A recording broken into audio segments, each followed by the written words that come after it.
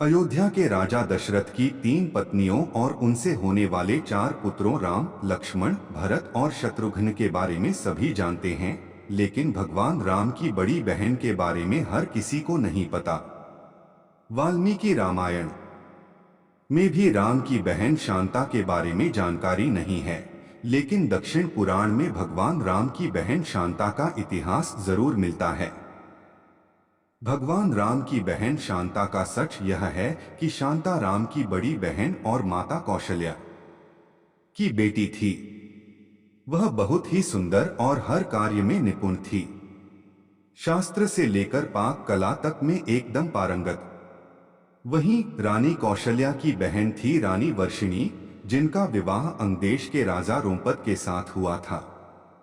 दुर्भाग्य की बात यह थी कि किन्हीं कारणों उनकी कोई भी संतान न हो सकी। एक दिन वर्षिणी राजा रोमपद के साथ कौशल्या से मिलने अयोध्या आई। जब सभी एक साथ बैठकर भोजन कर रहे थे, तभी वर्षिणी ने दशरथ की पुत्री शांता की शालीनता और कार्यकुशलता से मोहित होकर अपनी एक इच्छा प्रकट की। वर्षिणी ने कहा, वैसे तो मेरी कोई भी संतान नहीं है, लेकिन मेरी इच्छा है कि शांता की तरह ही मेरी भी एक पुत्री हो। वर्षिणी की इस बात पर राजा दशरथ उन्हें शांता को गोद देने का वचन दे देते हैं।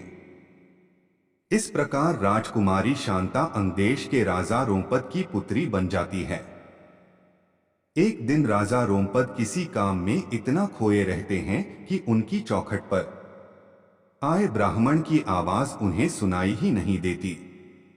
फलस्वरूप ब्राह्मण को खाली हाथ वापस लौटना पड़ता है। देवराज इंद्र को राजा रोमपद द्वारा किया गया ब्राह्मण का यह अपमान जरा भी रास नहीं आता। वह अंगदेश में वर्षा न करने का निश्चय कर लेते हैं। ऐसे में बिना वर्षा अंगदेश में सूखा पड़ जाता है। इस वजह से अकाल की स्थिति पैदा हो जाती है। इस समस्या से उबरने के लिए राजा रोमपद ऋषि श्रंग के पास जाते हैं और उनसे इस समस्या का उपाय पूछते हैं। ऋषि राजा को यज्ञ कराने की सलाह देते हैं, जिससे रूठे इंद्रदेव को मनाया जा सके।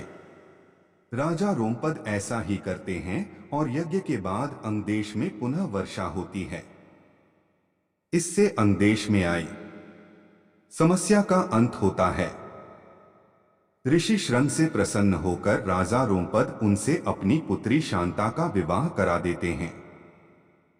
शांता के बाद राजा दशरथ के कोई संतान नहीं थी। इसके लिए वह बहुत ही चिंतित रहते थे।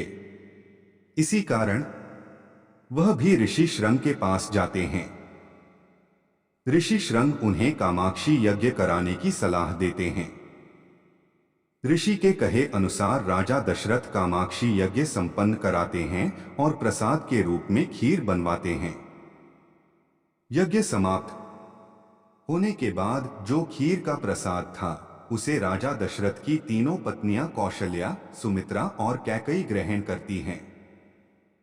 कामाक्षी यज्ञ के प्रताप से रानी कौशल्या को पुत्र के रूप में राम, कैकेयी को भरत और सुमित्रा को 2 लक्ष्मण व शत्रुघ्न की प्राप्ति होती है।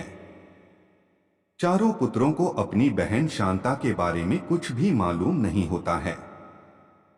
समय के साथ धीरे धीरे राम को अपनी माता के दुख का पता चलता है।